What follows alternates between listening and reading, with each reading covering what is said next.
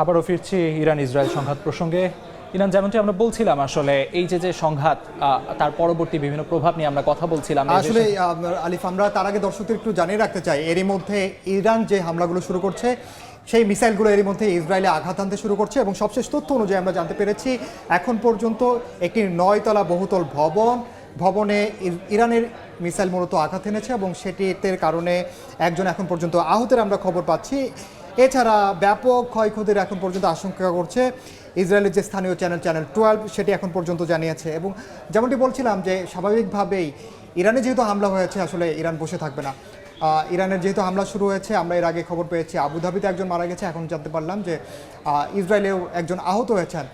তো ব্যাপক আকারে ইরান মূলত বলছে তারাও আসলে বসে নেই, তারাও ব্যাপক আকারে মিসাইল হামলা শুরু করছে।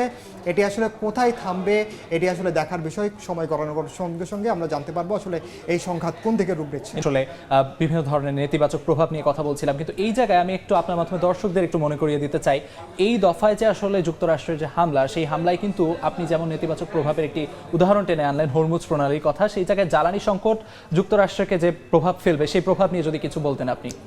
আসলে প্রভাব তো পড়বেই, কারণ আপনি জানেন জ্বালানি, একটু আগে বললাম যে জ্বালানির যে প্রভাব এখন পর্যন্ত ইরানের যেই পরিবহন ব্যবস্থা, হরমুজ প্রণালী হয়ে জ্বালানি যেভাবে পরিবহিত পুরো বিশ্বব্যাপী, বিশেষ করে এই মধ্যপ্রাচ্যের ছাড়াও এশিয়ার দেশগুলোর কথা যদি বলি, ভারতের কথা কিংবা পাকিস্তান, ইন্দোনেশিয়া, যেসব দেশগুলো রয়েছে, প্রত্যেকটা দেশে আসলে এই পরিবহন ব্যবস্থার উপর নির্ভরশীল।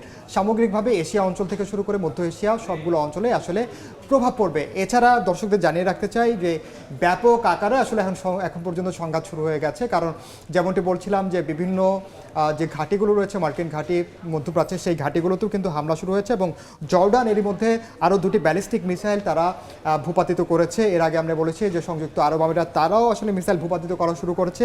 সংযুক্ত আরব আমিরাত ছাড়াও আমরা দেখেছি কাতার, দেশগুলো, এই দেশগুলো আসলে তারা ইরানের হামলা প্রতিহত করার জন্য চেষ্টা করছে। ইরান, আপনাকে অসংখ্য ধন্যবাদ আমাদের সঙ্গে যুক্ত হয়ে ইরান ইসরায়েল সংঘাত নিয়ে কথা বলার জন্য। আপনাকে অসংখ্য ধন্যবাদ।